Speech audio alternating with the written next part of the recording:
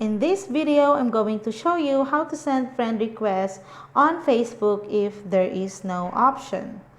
So in your Facebook application, let's try to search for someone that is unable to add contact. So as you can see here, there are a account that you can add friend right away.